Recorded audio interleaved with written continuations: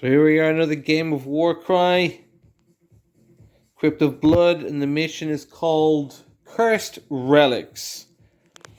So I decided to play larger warbands. Stormcast Eternals have some lads from the Wilder Corps with them.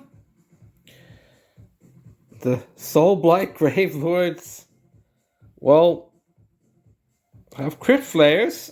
And only one of their special hero units.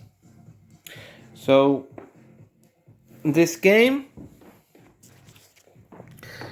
the Soulblight team were allowed to put down 3 markers, one in the center, one 6 inches away, one 10 inches away.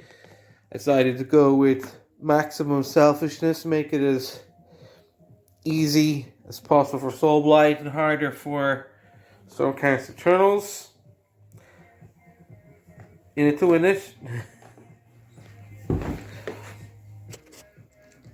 winner of the game is the person holding on to the most objective markers. At the end of each round is 4 rounds. Player like this guy, for example, has the objective marker at the end of that battle round. But there's a catch. The relics are poisoned. So, at the end of each round, if you are within 3 inches on an objective marker, i.e. you're holding on to it, that model loses 1 damage. Or, yeah, gains the damage. Does that make more sense? Gains the damage. So there we go. I was surprised that the game doesn't say that the Stormcast Eternals should go first, because they started at a disadvantage. It didn't state that, so Stormcast Eternals are still going first because they got more singles in that weird way. How they assign abilities and decides who goes first. So round 1. So I guess the Stormcast Eternals plan is going to try and take those first 2, kill as many as you can, and survive. Whereas the Soulblight have an easier. He's going to stay at the back just to secure that. They're going to move. And then he's going to try and move in the middle, I guess. But first, makes it. And is going to pass its second ability, because it's just going to hope it survives a battle round there. Dark Knight, the vampire, flies up, attacks, uses Call of the Crimson Feast, so himself and friendly units within 6 inches get an extra attack to melee, and he scores 3 hits and a critical hit, causing 15 damage. Poor Falcon only has 6 wounds and is dead. The leader decides better try and hold the center and then kill the demons later.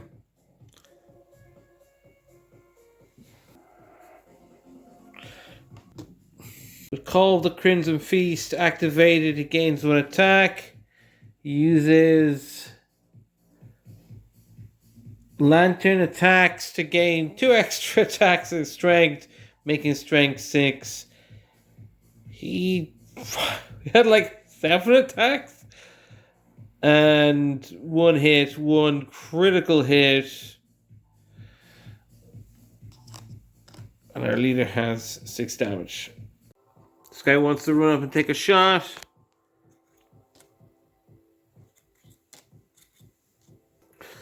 Can just about see him. Crypt Flare has some cover, but fortunately the distance is too long. He has to just continue moving forward.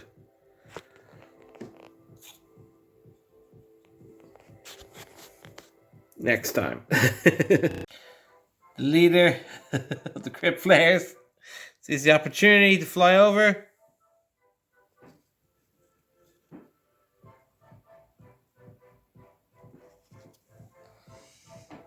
And attacks. The leader of the Stormcast Eternals fends off some attacks, but is now on 10 damage. So nearly half the health is gone. This guy goes, well, my plan is to stand in the corner and shoot people in the work, so he has to move. Using the rush ability. Can he take a shot at anyone from here? Can just about see him. Guy stuck in these terrible positions. He's no choice but just get close so he's ready for a fight in the next round. Patiently waiting to see what happens next. So, I'm totally going to bop you with my hammer as soon as I can. That didn't work, but the second lad rushes up and takes some shots. Well, he got a critical hit. And some damage has been done. So far, the vampires have 3 objectives. Stormcasts just after battering their way through the middle. Try and take the second one, I guess. One's up. Pounds with the hammer. Boof, boof, boof, boof, boof, boof.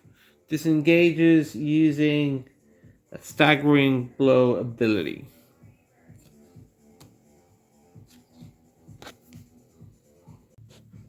Crypt Flare leader takes 18 damage. Gets revenge on Stormcast leader. Ashimaros. Crypt Flare leader has killed the leader of the Stormcast Eternals. Shoots. At least makes some damage. So everybody, because of the Cursed Relics, everybody, 5 of the people took in 1 damage. Crypt Flare wants to fly.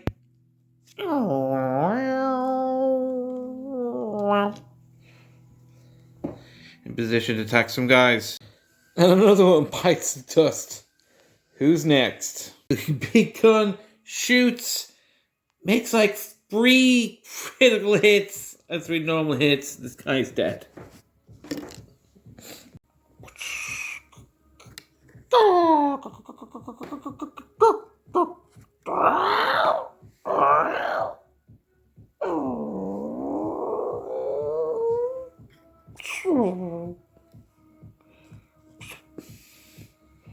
All right, let's move.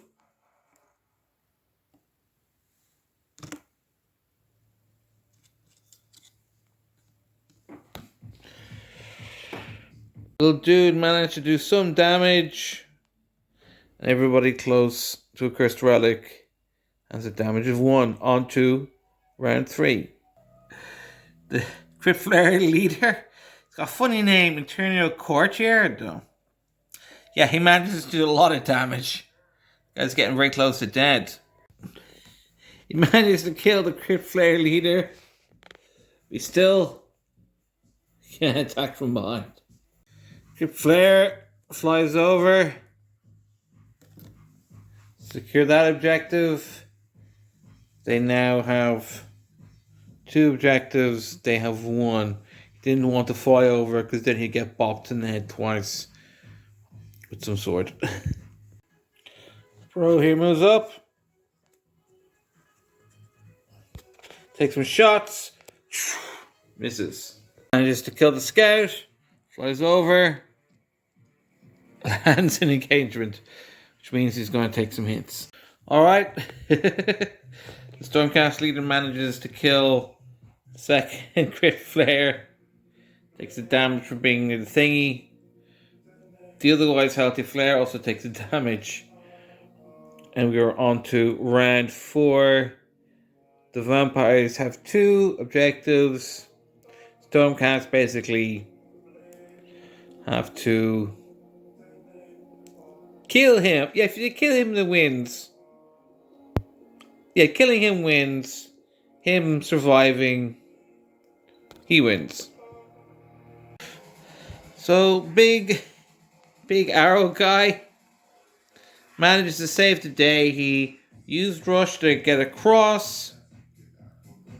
They're all within 6 inches of each other, so that means Stormcast have that because there's 2 of them. That because there's 2 of them. Vampires only manage to secure 1. So Stormcast have won this game 2-1. Purely by the fact that he was able to get there. That was the only thing. Otherwise, it would have been 1-0 to the vampires. So that was fun. You know, the vampires had a strong lead because for some reason the rule of that mission just favored them. But tactics won Stormcast. But also rolling good dices. Those flares, they have to roll 5s and 6s. I didn't really work out for them.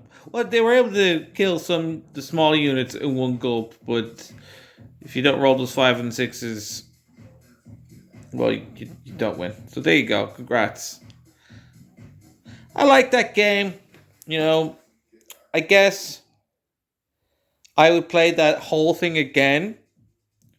I'd just make a different rule where one objective is in the middle. And I guess, and then put the other 2 objectives in a more fair place.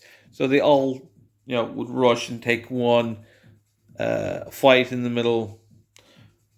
And if someone can sneak around and get the back, then they wins the game. But anywho, good game. And you can check down in the description. Should be linked to Amazon and try and buy a copy of Crypt of Blood.